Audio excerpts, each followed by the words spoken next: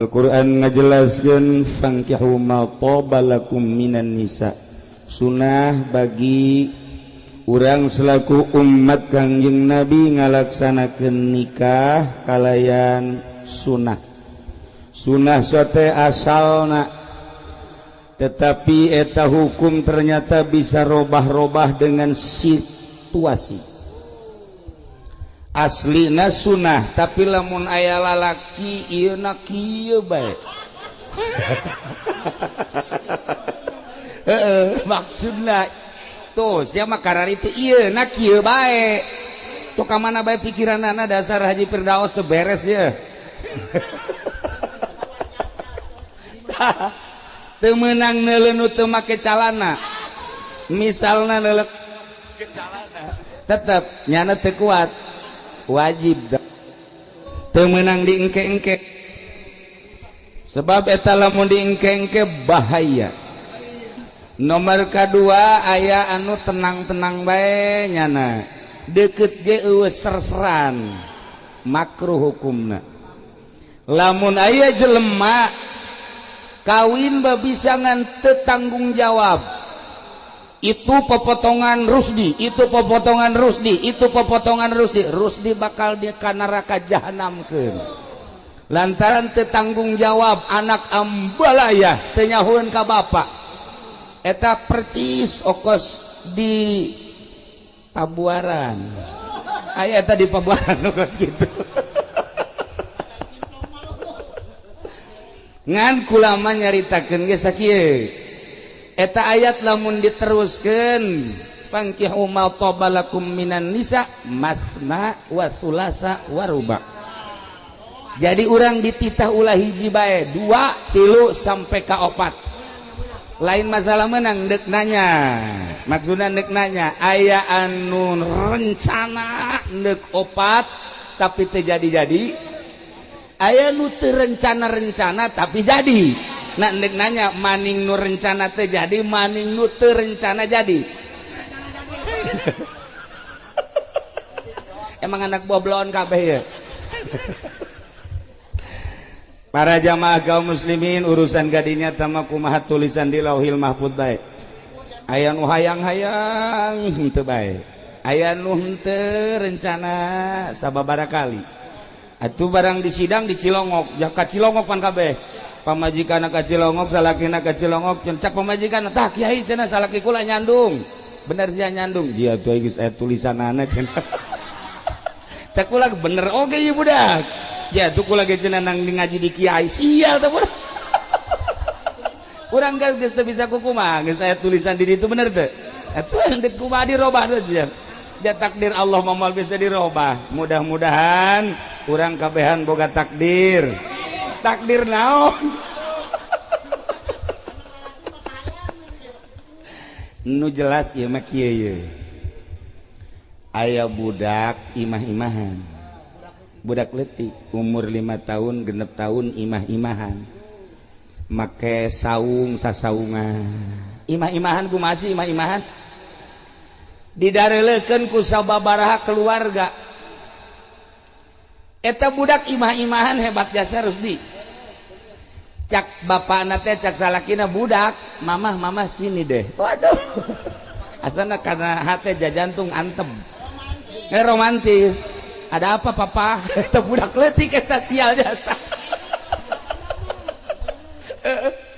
Begini mah, tunggu sebentar, papa ada janji sebentar. Oh iya.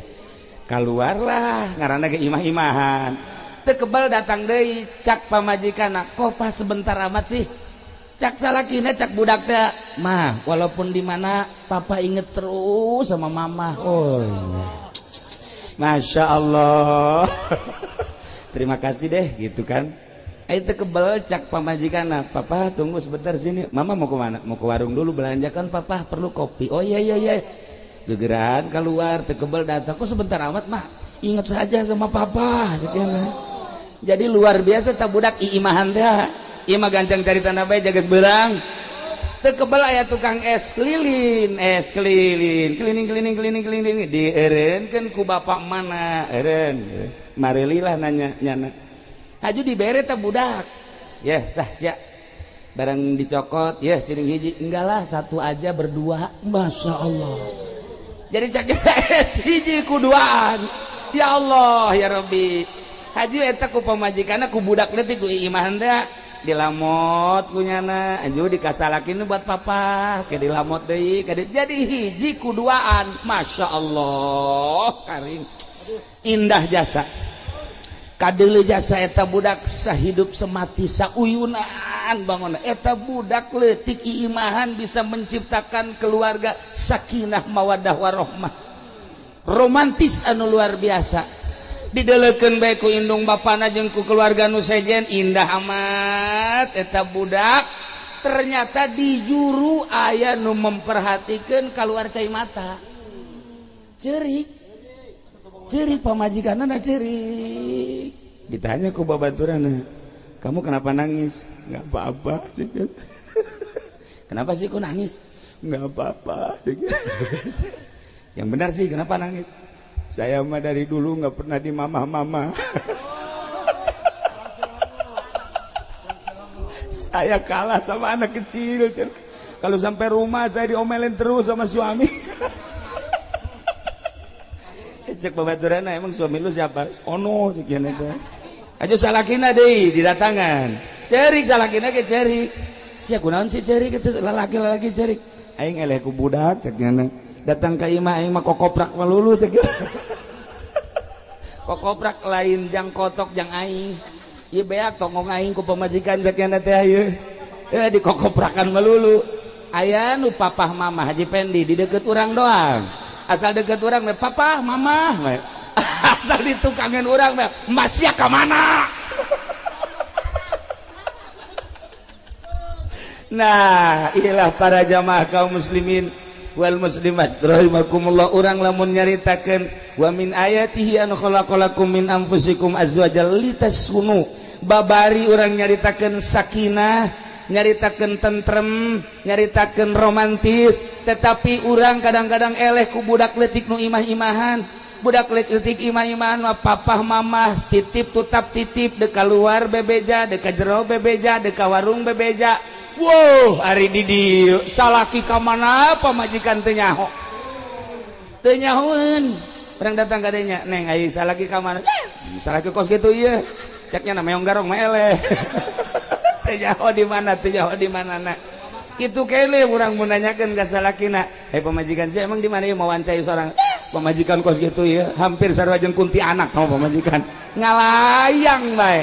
Ternyata horenganan di kampung Sirna iya kos gitu babakan Sirna ngaranna mah BBS orenganan di jero nama Masya Allah iya lamun kurang di deuleu imahna baragus pakaianna baragus orengan imah tangga nama ya Allah ya Rabbi awet rajet ribut unggal poe aya anakan sih terus nah iya mah sakali deui urang doakeun mudah-mudahan ieu dulur urang anak urangnya ieu saudara Al-Badawi ejeng Syifa Fauziah urang doakeun ulah datang ka model nu tadi careurik teh ieu mah percis kos budak iimahan bae kitu tah nya ieu Badawi titip mun ka mamana bebeja ka pamajikan abeh pamajikan nyahueun nya kitu kene neng lamun ka mamana bebeja aya izin atau mangga teh aya izin ulah jadi dunia masa kedeung ieu nya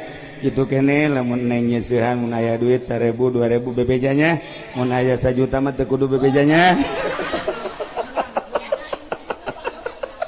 eta di dieu karitu urang aya nyeusehan teh bo bebeja nyana kakak ieu di kantong aya duitan cakakana teh bo jujur amat ieu salaki sabaraha duit neng 10.000 cenah ieu beuh jujur jasa pasti ieu ka ditu ge jujur menang saminggu nyeuseuh deui duit ka mana ieu nu 1 juta eueuh orenganan diseuseuh ku nyana teu bebeja aya duit nah eta mah di ditu teh mah di sepatan tambah di dieu mah moal teu kitulah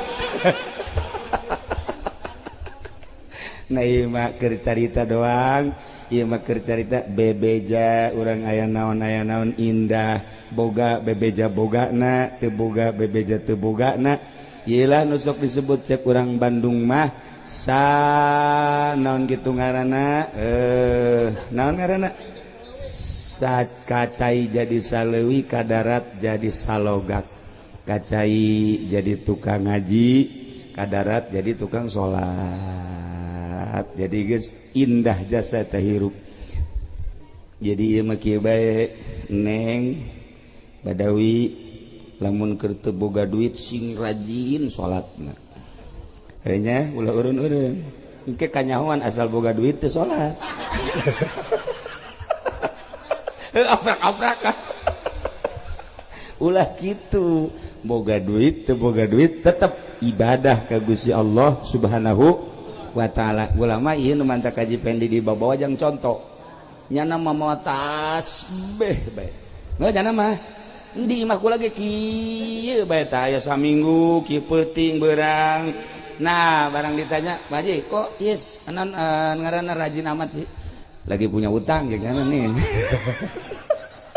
rajin jasa lamun geus kabayar bae tilok maca sholawat tilok yang nama sholat ge hampir-hampir tak ulah kos gitu boga hutang teu boga hutang boga masalah teu boga masalah urusan dunia urusan urang ta'alluq ka Gusti Allah mah teu bisa diungkak engke tetep bae kudu dilaksanakeun. Urang doakeun mudah-mudahan kedua mempelai panjang umurna diberkahkeun hirupna dilobakeun rezekina jang ibadah ka Gusti Allah tur dibere keturunan nu soleh nu solihah.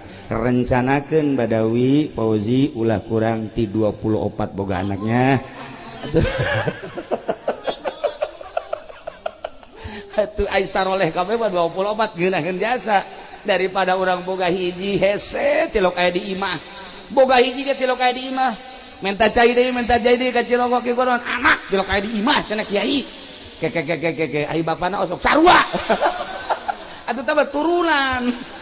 Nah ieu masih ngade ya tetep urang di imah wayah usaha balatan sanasibaka minad dunya tetep urang boga bagian dunia teangan dunia jang ngeusian kahirupan urang jang ibadah ka Gusti Allah Subhanahu wa taala. Itulah para jamaah kaum muslimin wal muslimat rahimakumullah, ciptakeun keluarga sakinah, ciptakeun keluarga mawaddah warahmah, ciptakeun keluarga anu harmonis.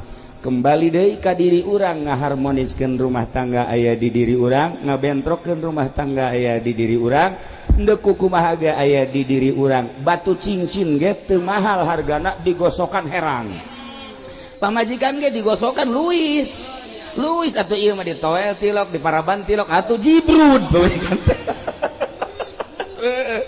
aya nu ribut bae ku ari pamajikan jeung salaki kunaha emang ribut bae bi ai batu digosokkan bae cenah ai kula tilok ditoel jadi berarti ku batunya nah tadi ge keur ribut di dieu Haji Rumdani jeung Haji Muh batunya mah cak Haji Rumdani leungit batuna datang deui cek nya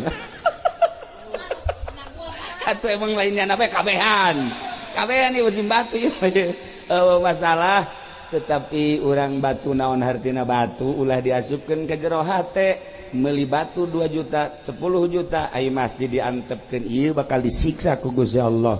Naon hartina batu sebuah batu lamun kula nyaritakeun di kitab muslim Kangjeng Nabi boga gonimah kemudian menang qoladah teh kalung di dinyana aya emasan di dinyana aya hirzun teh mutiara kemudian dijual ku Kangjeng Nabi digerokeun ka dieu la tubang ulah dijual eta qoladah kaluarkeun heula emasna kaluarkeun heula mutiara jeung emas lain seperti nu biasa mun deuk dijual kudu zahaban bi zahabin. Ieu mutiara cek Kangjeng Nabi lain sambarangan naon hartina segede urang make mutiara lamun bangunan syiar agama Allah ieu eleh ku kagedean mutiara jadikeun mutiara mah ditungtung cek Kangjeng Nabi syiar agama Allah lah anu kudu diagungkeun nu kudu diluhurkeun kitulah cek Kangjeng Nabi sehingga Kangjeng Nabi ngagerokeun la tubau ulah waka dijual heulanan korek heula cokel heula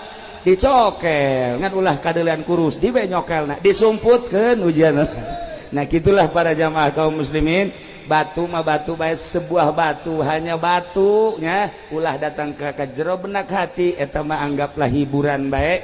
Urang lamun nyaritakeun 2 10 100 juta 1 miliar naon hartina sebuah batu lamun musola masjid majelis taklim nu ngaropea. Itulah para jamaah kaum muslimin wal muslimat rahimakumullah. Sabada urang ngadoakeun ka kedua mempelai, urang oge berdoa mudah-mudahan urang kabehan dibere sakinah mawaddah warahmah, dibere bisa ibadah ka Gusti Allah, akhir hayat urang kabehan husnul khotimah, bisa maca kalimatun thayyibah la ilaha illallah di akhirat urang iring-iringan di bawah bendera Kangjeng Nabi menuju surga Allah Subhanahu wa taala.